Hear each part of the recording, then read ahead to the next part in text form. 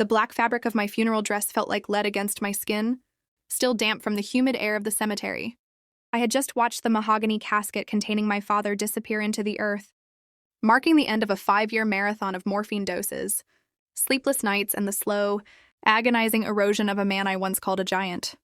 I expected a moment of silence when I walked back into the family home, the brownstone that had become my entire world. But silence was a luxury my sister Haley wasn't interested in providing. Before I could even reach for the zipper at the back of my dress, a crisp white sheet of paper slid across the granite kitchen island. It wasn't a condolence card or a note of shared grief. It was an invoice. You have 24 hours to pay $48,000, or you need to vacate the premises, Haley said, her voice as polished and cold as the diamond watch she checked with clinical precision. I stared at the numbers. It was a bill for retroactive rent, covering every single month of the 5 years I had spent nursing our dying father.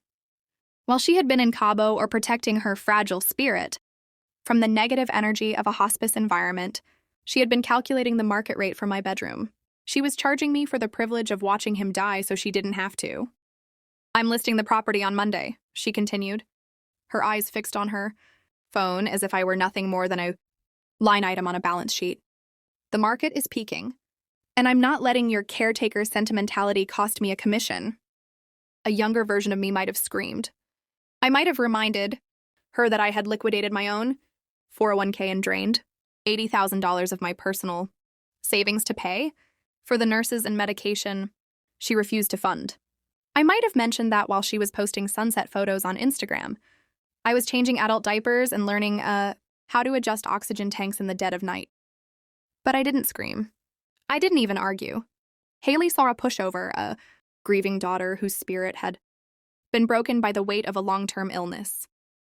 She saw a sister who had found herself during her 20s by living rent-free in a multi-million-dollar home. What she forgot was that before I was a caretaker, I was Selena, a 29-year-old senior forensic auditor. I had spent my entire professional life tracking hidden assets for the federal government and uncovering the digital footprints of people far more dangerous than her. Haley might know how to run a beauty empire into the ground, but I know how to follow the money. I turned my back on her without a word, walked into my father's study, and locked the heavy oak door. The sound of the deadbolt sliding home was the only answer she was going to get. I sat at the mahogany desk, my hands steady and moving with the muscle memory of 1,000 audits. I opened my laptop and navigated to the family trust portal.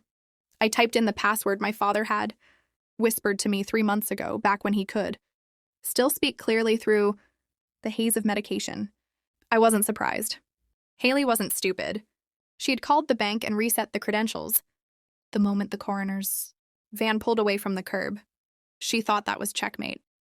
But Haley is the kind of person who uses the same password for her social media as she does for her banking, and she is too arrogant to understand how security protocols actually work.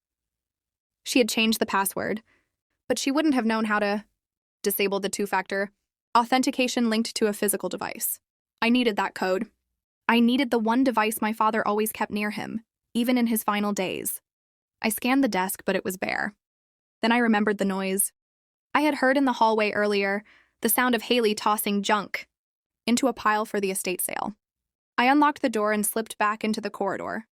It looked like a landfill of a life. My father's clothes, his leather-bound books, and his private history were all heaped in black garbage bags. I dug through the pile, ignoring the tightness in my chest as I shoved aside his favorite cardigan, the one that still smelled faintly of his pipe tobacco. Finally, my hand hit something cold and flat. I found it, his old iPad lying face down under a stack of magazines. The screen was cracked, spiderweb thin across the corner. But as I ran back into the study and plugged it into a charging cable, I felt the first spark of a different kind of energy. A minute passed, then 2. The red battery icon finally flickered onto the black screen. I held my breath, watching the percentage tick up slowly. If this didn't turn on, I was just a homeless girl with a laptop and a $48,000 debt. 1%, 2%. Ding! I hit resend code on my laptop. The iPad lit up, illuminating the dark study. Your verification code is 4920. I typed it in, the dashboard loaded, and the truth laid itself out in neat digital rows. I saw the balance. And right below it, I saw the pending transaction. Haley had set up a transfer of $450,000 to a shell company called Lumina Ventures. It was queued to clear in 48 hours. My instinct was to hit cancel. I could stop it right now and start a civil war over the inheritance. But that's what a sister would do. An auditor knows better. If I stopped the transfer, it was just a family dispute. But if I let her send it, if I let her move that money across state lines while I held the power of attorney, that is wire fraud. That is a federal crime. I didn't cancel the transfer. I was going to let her put the handcuffs on her own wrists. The blue light of the laptop screen was the only thing illuminating the study, casting long, jagged shadows against the oak-paneled walls that had witnessed my father's slow decline. Outside the heavy door, I could hear the muffled sounds of Haley's sovereign lifestyle, the sharp click of her heels as she paced the hallway, the murmur of a phone call, where she was undoubtedly already spending the money she hadn't yet stolen. She thought she was the architect of her own fortune. But as I stared at the data on my screen, I saw her for what she truly was, a clumsy amateur playing a game with a professional. I didn't stop at the Lumina Ventures transfer. An audit is a surgical strike. You don't just look at the surface, you dig into the marrow. I began to pull the thread of my father's financial history from the last 18 months, back to when his lucidity started to flicker like a dying candle. The numbers told a story that his voice never could. My father was a man of habit and frugality, yet the ledger showed a series of medical shock, expenses that didn't align with his care. There were payments to high-end boutiques, luxury car leases, and five-figure consulting fees paid out to entities that had no physical address. Haley hadn't just waited for him to die to start her plunder. She had been feeding on his estate while he was still breathing, assuming the ghost in the house, the daughter preoccupied with morphine schedules and bed sores, would never have the mental bandwidth to check the math. I felt a cold resolution settle in my chest. This wasn't just greed. It was a systematic, permanent foreclosure of our father's legacy. She had leveraged his weakness to fund her executive package of a life, all while telling the world she was too empathetic to visit his bedside. I opened a new tab and navigated to the FinCEN portal, the Financial Crimes Enforcement Network. This was my home turf. I started drafting a suspicious activity report, or SAR. I filled in the account numbers, the precise amounts, and the beneficiary details for Lumina Ventures. I included the routing numbers she had so carefully hidden in subfolders. My fingers flew across the keys with the rhythm of a hunter. The status flip was already in motion. To the world, Haley was a sovereign business mogul. But in the eyes of the federal government, the moment she clicked confirm on that $450,000 transfer, she would become a primary target for a wire fraud investigation. I wasn't just a sister anymore. I was a witness for the prosecution.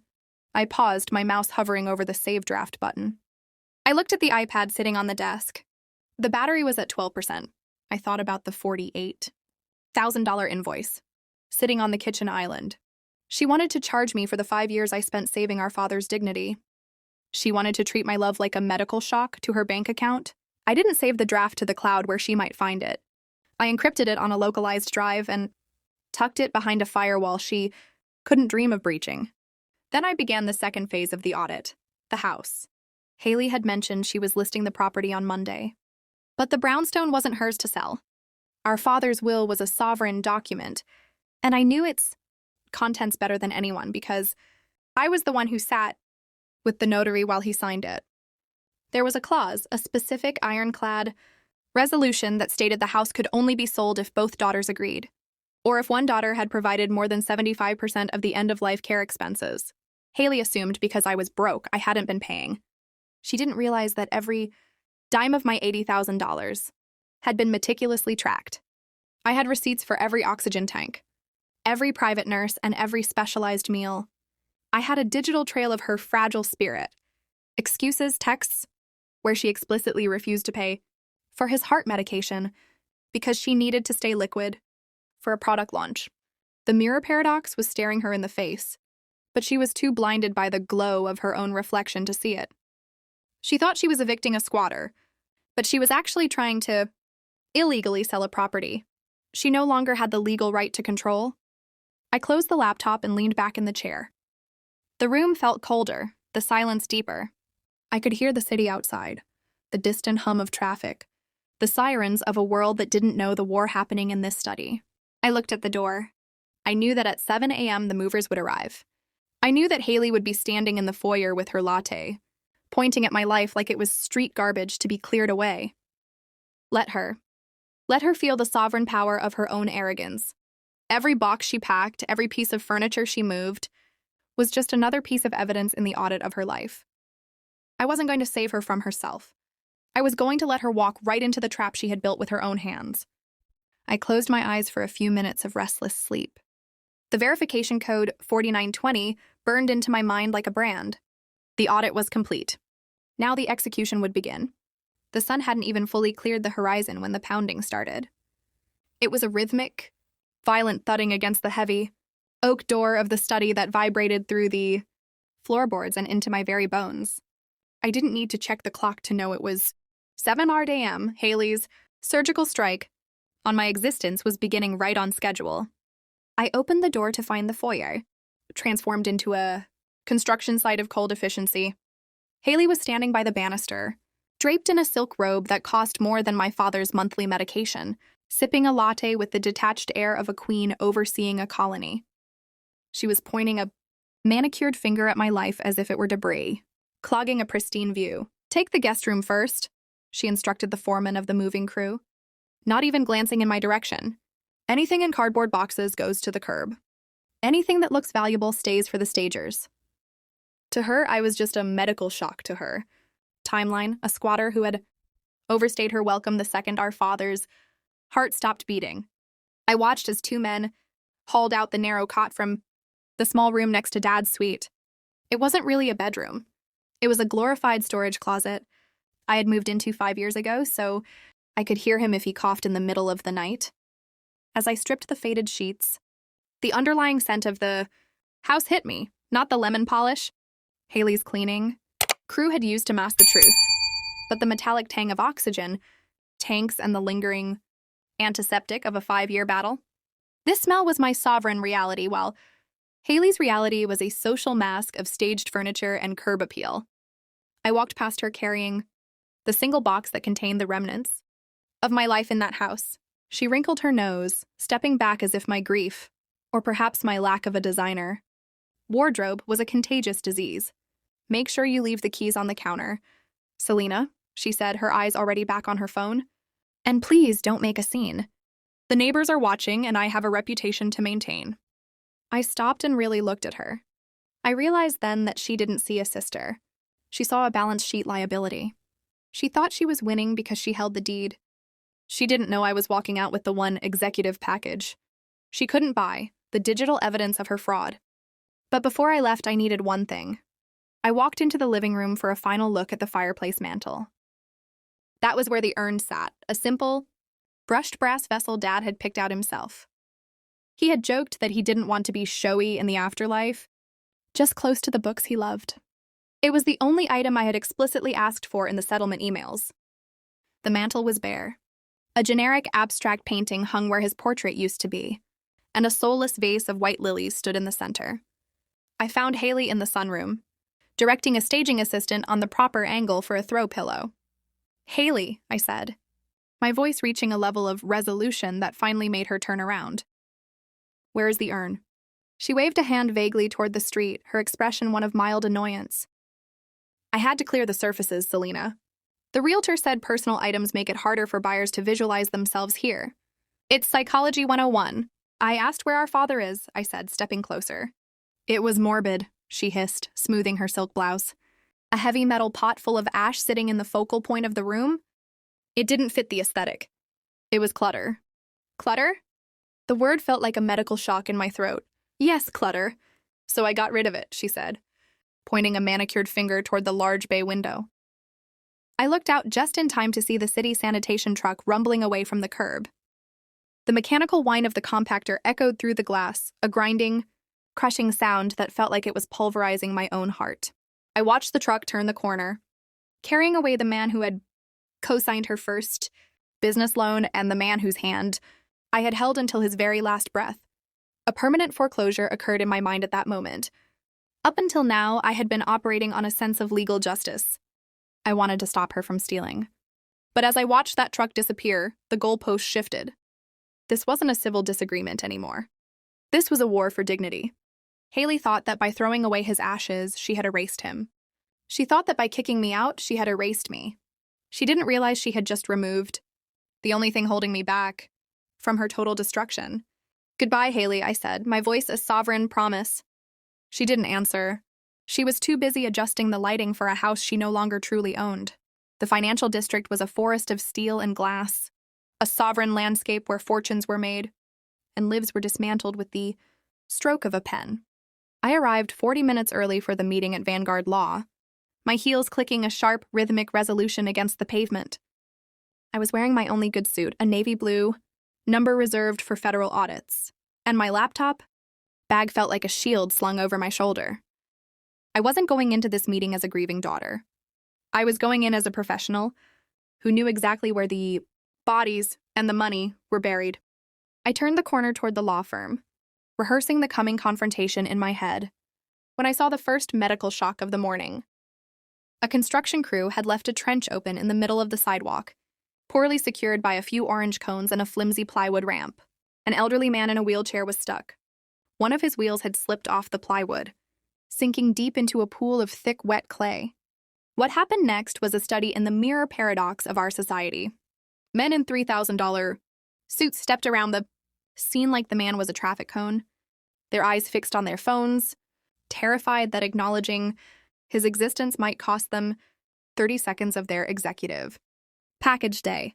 I checked my watch. I had 30 minutes. If I stopped, I risked being late. If I stepped into that mud, I risked ruining the image of competence. I needed to project to Haley. But then I thought about the urn in the trash can. I thought about how Haley looked at clutter. To the people walking by, this man was clutter. "Don't move," I said, dropping my laptop bag on the dry concrete. "I've got you."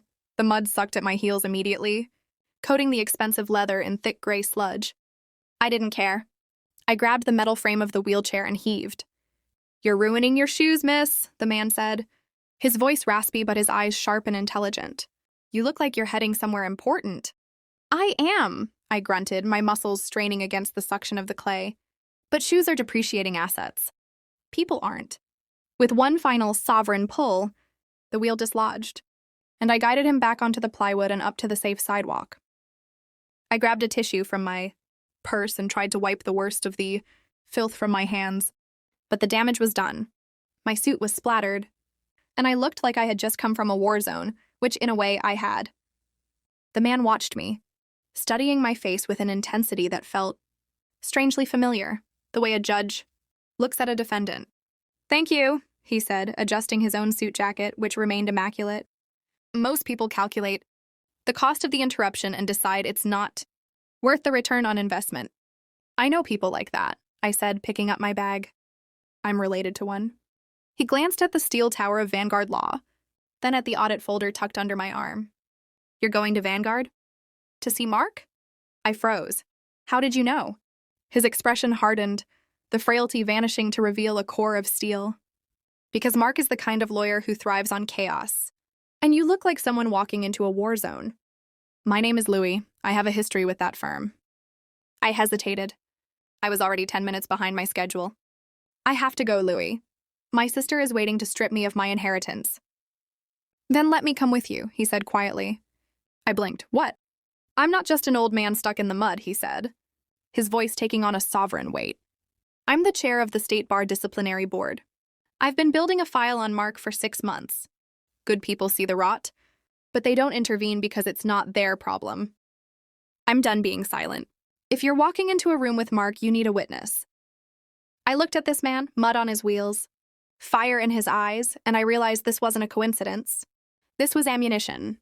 Haley wanted to see me broken and desperate. Fine, I'd walk in covered in mud with a beggar in tow.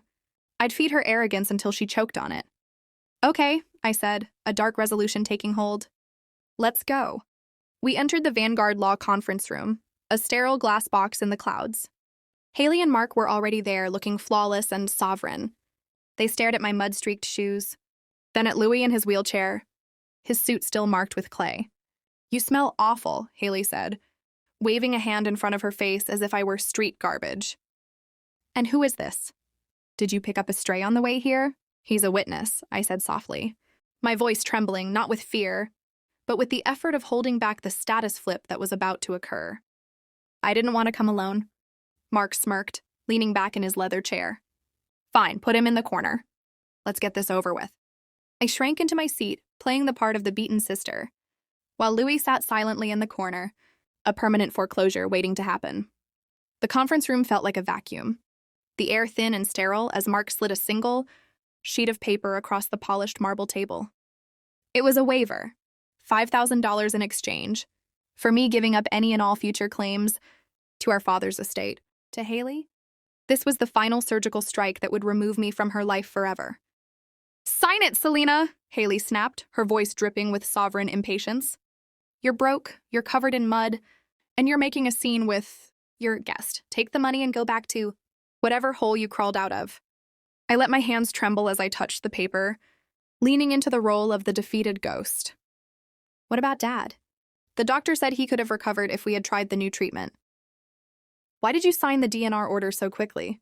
Mark stiffened, his professional social mask flickering for a second. "Medical issues aren't relevant to this settlement, Selena. He was taking too long to die," Haley hissed, leaning across the table, her eyes wide with a medical shock of greed. "I have a $500,000 balloon payment due this Friday for my business. If I didn't get liquidity from the estate immediately, I'd be facing federal prison for embezzlement. So yes, I signed the order. Now sign the damn waiver." The room went deathly silent. Mark looked like he wanted to crawl under the table.